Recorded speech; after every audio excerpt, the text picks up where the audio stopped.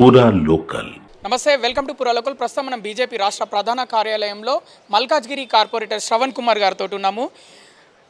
జాతీయ పార్టీ అని చెప్పుకుంటారు. హైదరాబాద్లో ఎమ్మెల్యేగా నిలబడడానికి క్యాండిడేట్లు దొరకట్లేదు. కాంగ్రెస్ పార్టీలో ఉన్న వాళ్ళను మా క్యాండిడేట్గా నిలబడబోతున్నాడని చెప్తున్నారని వార్తలు వస్తున్నాయి. ఎంతవరకు నిజమంటారు? మా దగ్గర పోటీ ఉంది, వాళ్ళ దగ్గర క్యాండిడేట్లు లేరు కాబట్టి పాపం ఒకరేమో సానుభూతి తప్పదు ఇవ్వాల్సిందే వాళ్ళ భార్యకి.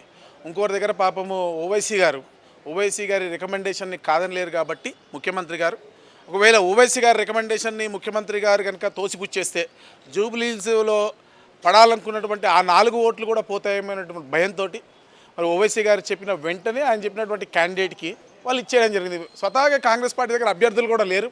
బికాస్ కాంగ్రెస్ పార్టీ అనేది కనుమరుగైపోయింది. ముఖ్యంగా భాగ్యనగరంలో ఈరోజైతే హైడ్రా పేరుతోటి హైడ్రామా చేస్తూ ప్రజల గుండెల్లో ఒక గుణపంలాగా తయారైంది కాంగ్రెస్ పార్టీ. ఈరోజు భాగ్యనగర ప్రజలు కాంగ్రెస్ పార్టీని చీకొడతా ఉన్నారు. పేద ప్రజల ఇళ్ళ మీదకి వచ్చి ఇళ్ళని కూల్చివేస్తూ తెల్లారలేదు ఎక్కడ పడితే అక్కడ కబ్జాలు చేస్తూ ఈరోజు మీరు అదే జూబ్లీహిల్స్లో మీరు చూసిర్రు. ఈరోజు మరి సైనికులకు సంబంధించినటువంటి స్థలాన్ని కూడా సిగ్గు లేకుండా వర్క్ బోర్డర్ పేరుతోటి చెప్పేటువంటి ఈ ప్రభుత్వము మైనారిటీ అదే శ్మశానానికి ఇచ్చారు. కానీ ఎవరు వర్క్ బోర్డు సంబంధించినటువంటి ఆయన పేరేంది చైర్మన్ గారు, ఆయన దగ్గర పోయి అజారుద్దీన్ గారు తీసుకుంటూ అది పేపర్లో ఫోటో పెడుతూ, అంటే ఇది ముస్లిం అపీస్మెంట్ పాలసీ కాకపోతే ఇంకేమవుతుంది?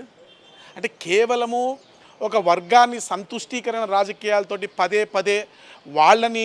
వాళ్ళ కోసమే మేము బతుకుతున్నాం అన్న విధంగా, ఈ దేశంలో వేరే జనాభా ఎవరూ మనుషులు కాదన్న విధంగా కేవలం ఒక వర్గం వారు మాత్రమే ఈ దేశంలో వాళ్ళవే ఓట్లునే వాళ్ళు చెప్పినవే నడవాలన్న విధంగా అనాదిగా కాంగ్రెస్ పార్టీ ఏదైతే ఒక పాలసీని మెయింటైన్ చేసుకుంటూ వస్తుందో అదే పాలసీని సిగ్గు లేకుండా ఈ రోజు వరకు కూడా అట్లనే మెయింటైన్ చేసుకుంటూ వస్తూ ఉన్నారు. సరే, వాళ్ళకి క్యాండిడేట్లు లేరు.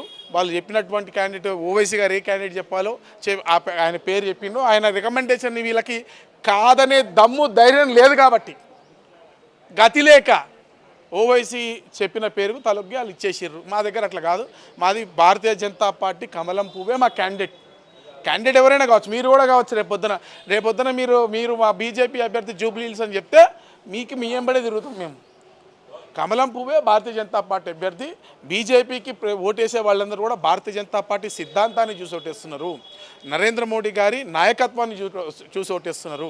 ముఖ్యంగా అంత సమర్థవంతమైన క్యాండిడేట్ని కూడా దీంట్లో కలిపి పార్టీ రైట్ టైంలో డెసిషన్ తీసుకుంటుంది. దానివల్ల ఇప్పుడు వచ్చినటువంటి ఇబ్బంది ఏంటి? మాకు పోటీ ఎక్కువ ఉంది, మా దగ్గర ఆశావాళ్ళు ఎక్కువ ఉంటారు. అంటే బలమైన పార్టీ, అన్నిటికన్నా బలమైన పార్టీ భారతీయ జనతా పార్టీ అనే కదా చాలా క్లియర్గా అర్థమవుతా ఉంది.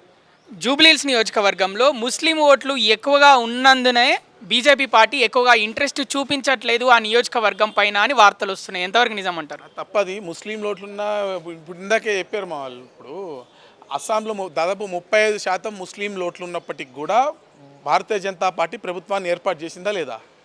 కాశ్మీర్లో ఎంతమంది ముస్లిమ్స్ ఉంటారు?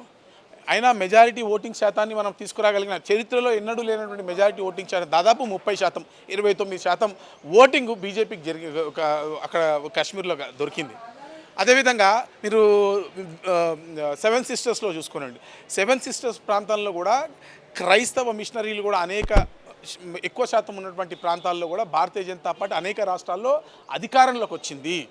ఈరోజు నిజమైన పేద ముస్లింల పట్ల చిత్తశుద్ధిగా వివరించిన పార్టీ ఏదైనా ఉంటే భారతీయ జనతా పార్టీ. చర్చకు రమ్మని నేను సిద్ధం. ఈరోజు వర్క్ బోర్డ్ పేరుతోటి ధనికులైనటువంటి ముస్లింలు అనేక మంది పేద ముస్లింల కంటే ఏ ఒక్క లాభం రాకుండా కేవలం కొంతమంది మాత్రమే అనుభవిస్తున్నటువంటి ఆ భోగాలు ఏవైతే ఉన్నాయో దాన్ని పేద ముస్లింల కోసమే రావాలి, ఇది అందరికీ వర్తింపజేయాలన్నటువంటి మాట్లాడిన పార్టీ భారతీయ జనతా పార్టీ.